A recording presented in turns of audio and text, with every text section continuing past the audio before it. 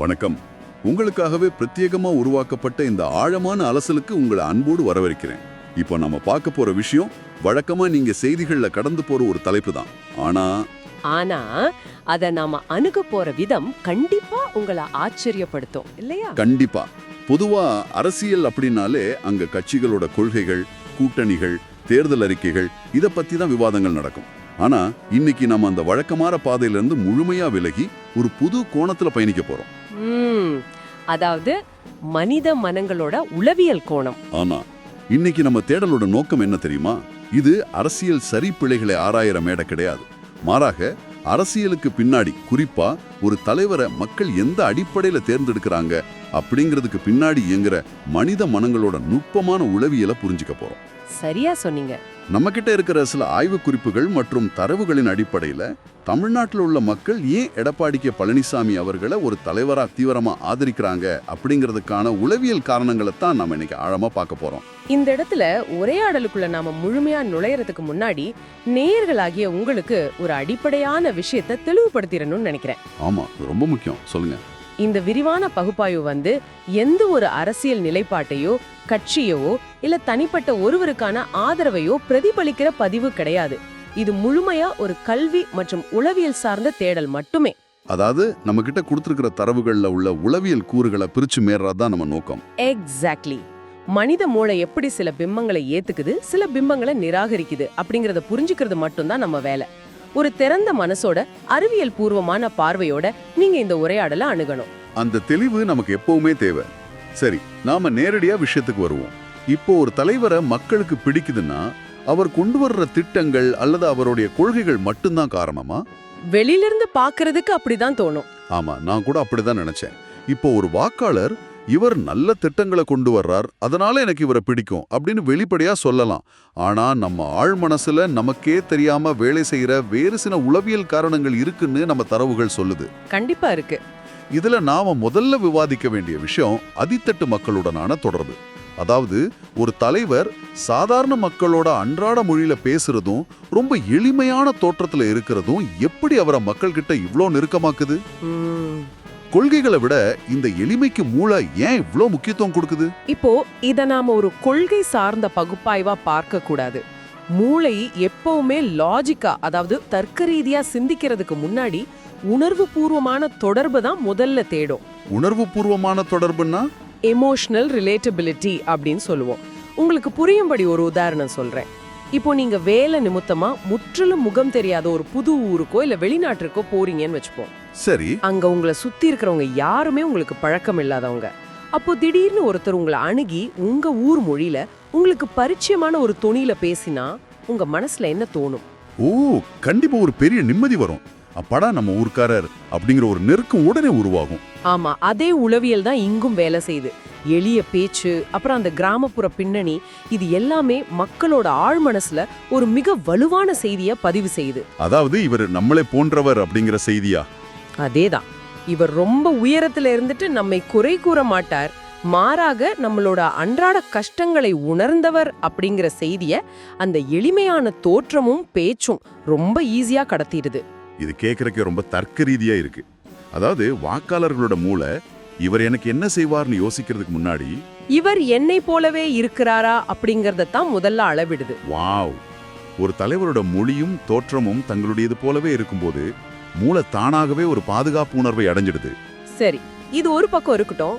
நம்ம தரவுகள்ல என்னை ரொம்ப சிந்திக்க வச்ச இன்னொரு விஷயம் இருக்கு. என்னது அது? நெருக்கடிக்கு பிந்தைய நிலைத்தன்மை அப்படின்னு ஒரு உளவியல் கூற குறிப்பிட்டிருக்காங்க.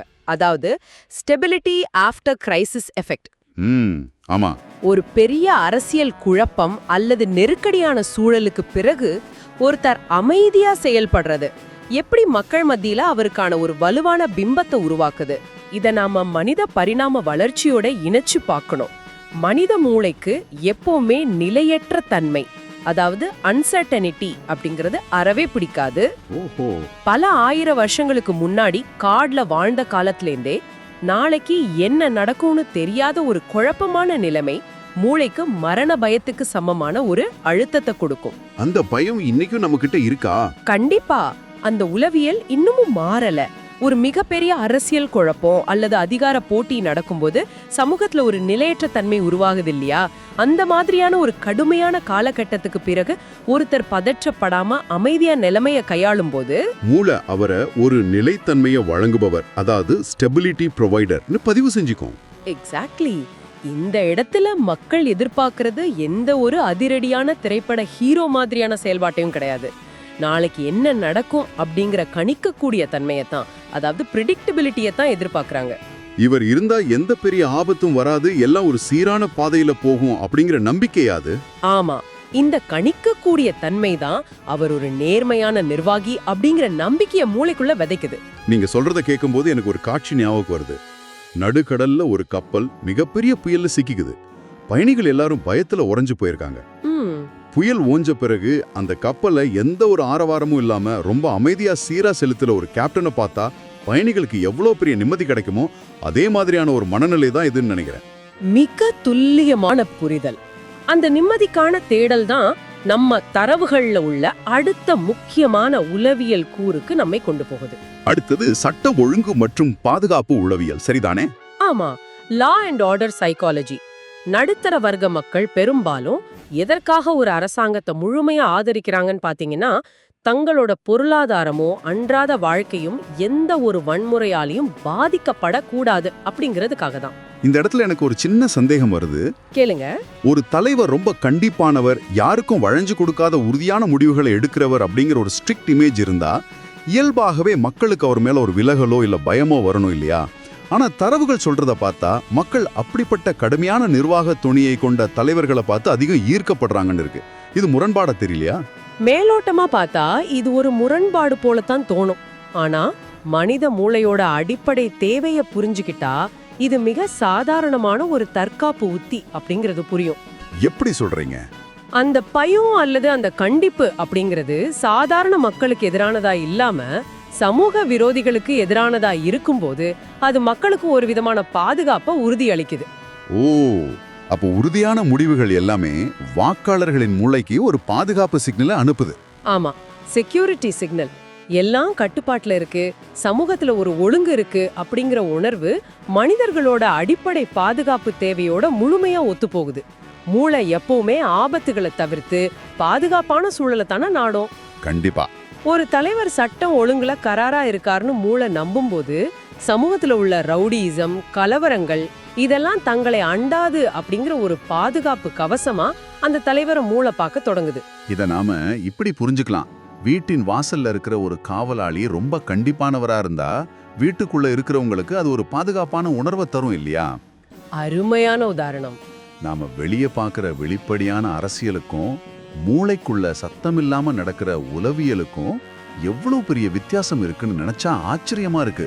சரி, அடுத்த குறிப்புக்கு போவோம். நம்ம தரவுகள்ல கிராமப்புற அடையாள இணைப்பு பத்தி ஒரு பெரிய விவாதம் இருக்கு. Rural identity attachment. ஆமா, நகரத்துல உள்ள மக்களோட ஆதரவுக்கும் கிராமப்புறங்கள்ல உள்ள மக்களோட ஆதரவுக்கும் ஒரு தெளிவான வித்தியாசம் இருக்கு. விவசாய பின்னணி அல்லது கிராமப்புற தொடர்பு அப்படிங்கிறது ஒரு குறிப்பிட்ட சமுதாயத்துக்கிட்ட ஏன் இவ்ளோ பெரிய தாக்கத்தை ஏற்படுத்துது? இங்க நாம சமூக அடையாள உளவியல், அதாவது சோஷியல் ஐடென்டிட்டி சைக்காலஜியோட ஆழத்துக்கு போகணும். மனிதர்கள் எப்பவுமே தனித்து வாழ்ற உயிரினங்கள் கிடையாது. தங்களை ஏதாவது ஒரு குழுவோட இல்ல சமூகத்தோட இணைச்சிக்கவே விரும்புவாங்க. நகரப்புற வாழ்க்கையை விட கிராமப்புற வாழ்க்கையில இந்த அடையாள உணர்வு ரொம்ப அதிகம். தங்களோட நிலம், தொழில், கலாச்சாரம் எல்லாமே அவங்க வாழ்வியலோட இரண்டரை கலந்தது. அப்போ ஒரு தலைவருக்கு விவசாய பின்னணி இருக்குன்னு மக்கள் நம்பும் போது அங்க வெறும் ஒரு அரசியல்வாதிக்கும் வாக்காளருக்குமான உறவு உருவாகிறது கிடையாது. மாறாக இவர் நமது சமுதாயத்தின் குரல், இவர் நம்முடைய அடையாளத்தின் பிரதிபலிப்பு அப்படிங்கிற ஒரு ஆழமான உணர்வுபூர்வமான பிணைப்பு உருவாகுது. இந்த அடையாள இணைப்பு கொள்கைகளை எல்லாம் தாண்டி அந்த தலைவரை தங்களில் ஒருவராகவே ஏத்துக்க வைக்குது. அதாவது அவர் எனக்காக வேலை செய்யறார் அப்படிங்கிற அரசியல் கணக்கை தாண்டி அவர் என்னை பிரதிபலிக்கிறார் அப்படிங்கிற அகங்காரத்தின் திருப்தின்னு இதை சொல்லலாம். ரொம்ப சிந்திக்க வேண்டிய விஷயம் தான் அது. ஆமா. அடுத்ததா ஒரு நாவல்லையோ இல்ல திரைப்படத்திலையோ வர்ற மாதிரி ஒரு சுவாரஸ்யமான உளவியல் குறிப்பு நம்ம கிட்ட இருக்கு. குறைத்து மதிப்பிடப்பட்டதிலிருந்து மீண்டு வந்த நாயகன் அப்படிங்கிற ஒரு உளவியல் கூறு. தி ரெசிலியன்ட் லீடர் நரேட்டிவ். இது ரொம்ப இன்ட்ரெஸ்டிங்கான பகுதி. ஆமா, அதாவது ஆரம்பத்துல ஒருத்தரை யாருமே பெரியதா நினைக்கல, பலரும் அவரை ரொம்ப அண்டர் எஸ்டிமேட் பண்றாங்க, குறைச்சு மதிப்பிடுறாங்க. ஆனா அவர் அந்த விமர்சனங்களை எல்லாம் தாண்டி தன் திறமையால எல்லாவற்றையும் நிரூபிச்சு மேல வரார். மக்கள் ஏன் இந்த மாதிரியான ஒரு பயணத்தை கொண்ட தலைவருக்கு இவ்வளோ பெரிய உணர்வுபூர்வமான ஆதரவை தர்றாங்க? ஏன்னா மனிதர்களுக்கு எப்பவுமே போராட்ட கதைகள் மேல ஒரு தீராத ஈர்ப்பு உண்டு. இது இன்னைக்கு நேத்து உருவானது கிடையாது. நம்ம சின்ன வயசுல கேட்ட நாட்டுப்புற கதைகள்ல இருந்து இன்றைய நவீன திரைப்படங்கள் வரைக்கும் இந்த அண்டர்டாக் ஸ்டோரிக்கு ஒரு பெரிய வரவேற்பு இருக்கு. ஆமா, விளையாட்டு போட்டிகள்ல கூட தொடர்ந்து தோத்துக்கிட்டு இருக்க ஒரு அணி திடீர்னு எழுச்சி பெற்று விளையாடினா பார்வையாளர்கள் அவங்களுக்கு தானாகவே சப்போர்ட் பண்ண ஆரம்பிச்சிருவாங்க. கரெக்ட். இதுக்கான உளவியல் காரணம் என்னன்னா, மக்கள் அந்த தலைவரோட போராட்டத்தை தங்களோட சொந்த வாழ்க்கை போராட்டங்களோட பொருத்தி பார்க்கறாங்க. உண்மைதான். நாம ஒவ்வொருவரும் நம்ம வாழ்க்கையில குடும்பத்திலயோ வேலை செய்யற இடத்துலயோ ஏதோ ஒரு வகையில குறைச்சு மதிப்பிடப்பட்டிருப்போம், இல்ல புறக்கணிக்கப்பட்டிருப்போம். அந்த வலிய பலரும் அனுபவிச்சிருப்பாங்க. சரியா புடிச்சிங்க. ஒரு தலைவர் முதல்ல மிகப்பெரிய அவமானங்களை சந்திக்கிறார். அப்புறம் அந்த நெருக்கடிகள்ல இருந்து தன்னோட சாமர்த்தியத்தால தப்பி பிழைக்கிறார். கடைசியில தன்னோட வலிமையை நிரூபிச்சு அரியணையில் அமர்றார். போராட்டம், தப்பி பிழைத்தல், அப்புறம் வலிமை. Struggle, survival, strength. ஆமா, இந்த வரிசைய மூளை ஒரு மீண்டு வரும் ஆளுமை அப்படின்னு ரொம்ப உயர்வாக கட்டமைக்குது. இது எப்படி ஒரு எமோஷனல் அட்மிரேஷனை, அதாவது உணர்வு பூர்வமான போற்றுதலை உருவாக்குது? அவரால அவ்வளோ பெரிய அரசியல் சூழ்ச்சிகள்ல இருந்து மீண்டு வர முடியுதுன்னா அவர் நிச்சயம் வலிமையானவர். அவர் வீழாதவர் மட்டுமல்ல, நம்மையும் வீழாம காப்பாற்றக்கூடியவர் அப்படின்னு மூளை தனக்குத்தானே ஒரு தர்க்கத்தை உருவாக்கிக்குது. தங்களோட சொந்த வெற்றியாவே அந்த தலைவரோட வெற்றியை அவங்க கொண்டாட தொடங்குறாங்க. ஒரு தலைவரோட தனிப்பட்ட பயணம் எப்படி ஒட்டுமொத்த மக்களோட உளவியலோட திணிப்பிணையுது அப்படிங்கிறது கேட்கவே பிரமிப்பா இருக்கு. உண்மைதான். சரி, நாம இதுவரை கொடுக்கப்பட்ட தரவுகளின் அடிப்படையில ஏன் மக்கள் ஒரு குறிப்பிட்ட தலைவரை ஆதரிக்கிறாங்க அப்படிங்கிறதுக்கான காரணங்களை விரிவா பார்த்தோம். ஆனா உளவியல் அப்படிங்கிறது நாணயத்தின் இரண்டு பக்கங்களே போல அல்லவா? கண்டிப்பா, இரண்டு பக்கமும் இருக்கு.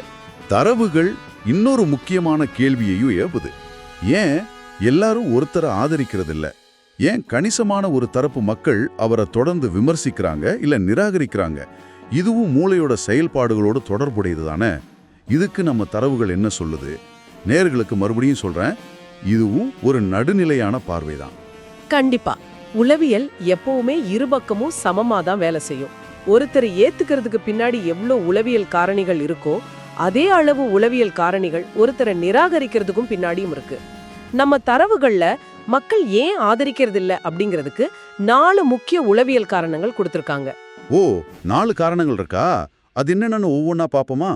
முதலாவது எதிர்நிலை அடையாளம், அதாவது ஆப்போசிஷனல் ஐடென்டிட்டி.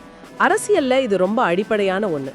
ஒரு மாற்று அரசியல் முகாம்ல இருக்கிறவங்களுக்கு எந்த ஒரு லாஜிக்கும் இல்லாம தானாவே ஒரு நிராகரிப்பு மனப்பான்மை உருவாகிடும். இத ஒரு விளையாட்டு போட்டியில நாம எதிர்க்கட்சியை பாக்குற மாதிரி எடுத்துக்கலாமா? இப்போ ஒரு கிரிக்கெட் போட்டியில நாம ஒரு அணியை ஆதரிக்கிறோம்னா எதிரணியில இருக்கிறவர் எவ்வளவு திறமையா விளையாடினாலும் அவர் அவுட் ஆகணும்னு தான் நம்ம மூளை நினைக்குமே தவிர அவரோட திறமையை பாராட்ட மனம் வராது. இது ஒரு விதமான குழு மனப்பான்மை அப்படின்னு சொல்லலாமா? 100% அப்படிதான். தாங்கள் சார்ந்துள்ள அரசியல் குழுவோட சித்தாந்தத்துக்கு எதிரா இருக்கிறவங்க என்ன நல்ல திட்டங்களை கொண்டு வந்தாலும் மூளை அதை ஏத்துக்க மறுக்கும்.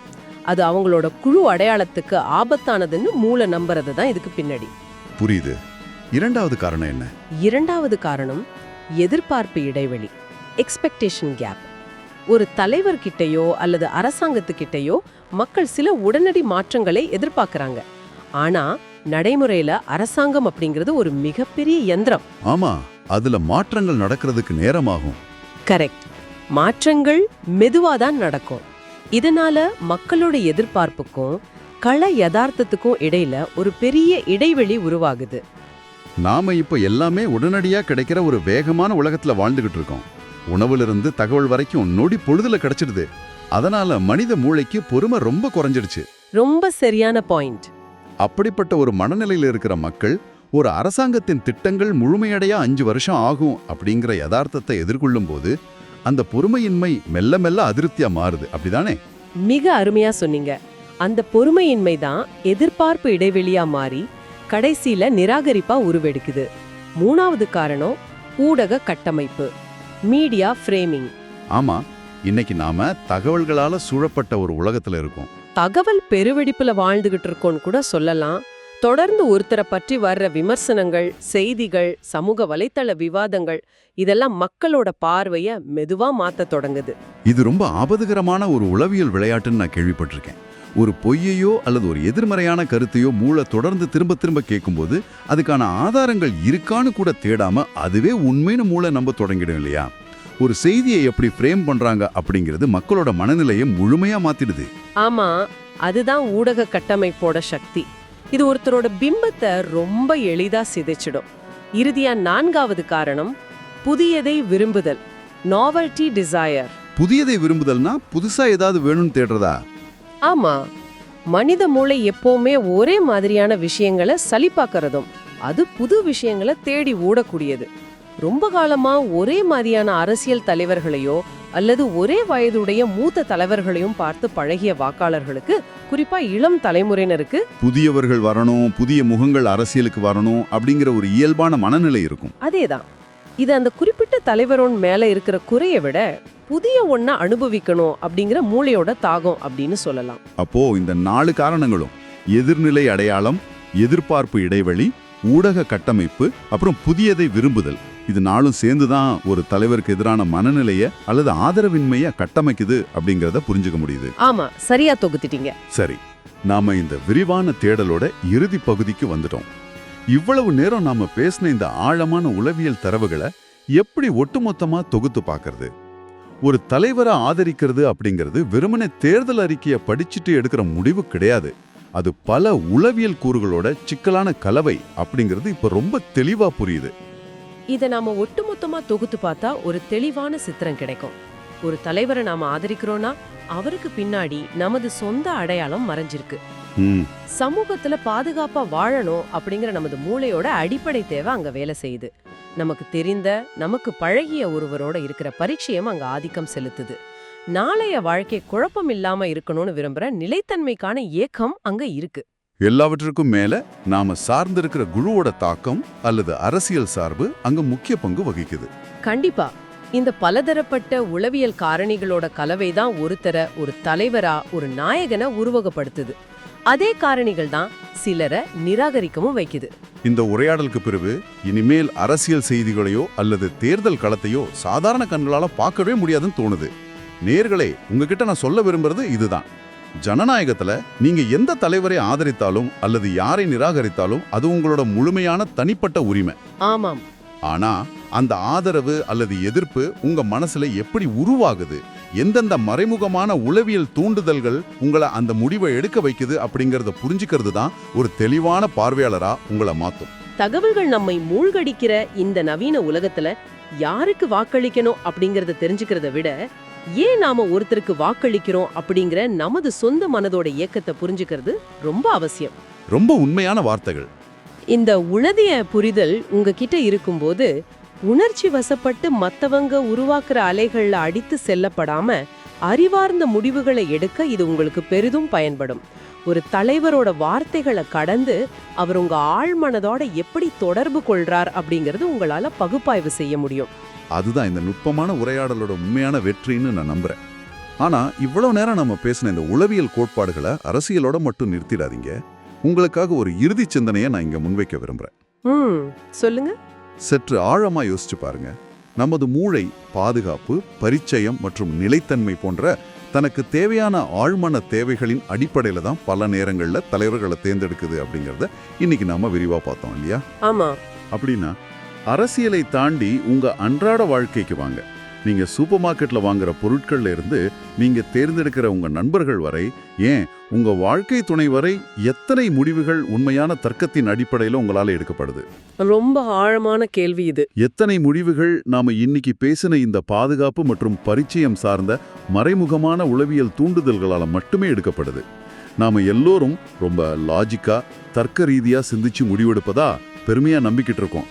ஆனா நம்ம நிஜத்துல இயக்குறது என்னவோ இந்த உணர்வு பூர்வமான ஆழ்மன உளவியல் தானோ? சற்றே சிந்திச்சு பாருங்க. மனித மனத்தோட விசித்திரங்களை தோலுரிச்சு காட்டுற ஒரு மிகச்சிறந்த கேள்வி இது. நாம எடுக்கிற முடிவுகளுக்கு பிறகுதான் நாம் அதுக்கான காரணங்களை தேடுறோமே தவிர காரணங்களின் அடிப்படையில நாம முடிவுகளை எடுக்கிறதில்ல அப்படிங்கிறது தான் உளவியல் சொல்லும் உண்மை. இந்த கேள்வி நேயர்களை தங்களை பற்றிய ஆழமா சிந்திக்க வைக்கும். நிச்சயமா. தங்களை பற்றி இந்த சிந்தனையோடு நேயர்கள் விடை தேடட்டும். இன்றைய இந்த விரிவான தேடலை நாம நிறைவு செய்வோம். மனித மனத்தின் புதிரான செயல்பாடுகளையும் அதுக்கு பின்னாடி ஒளிஞ்சிருக்கிற சமூக அறிவியலையும் இவ்வளவு சுவாரஸ்யமாகவும் ஆழமாகவும் இன்னைக்கு நாம விவாதிச்சிருக்கோம். நேயர்களுக்கும் இது பல புதிய திருப்புகளை கொடுத்திருக்கும்னு நம்புறேன். கண்டிப்பா. இந்த நுட்பமான உரையாடல்ல எங்களோட இறுதி வரை இணைந்திருந்த நேயர்களாகிய உங்களுக்கு மிகப்பெரிய நன்றி. மீண்டும் ஒரு சுவாரஸ்யமான தேடலோடு உங்களை சந்திக்கிறோம். நன்றி, வணக்கம்.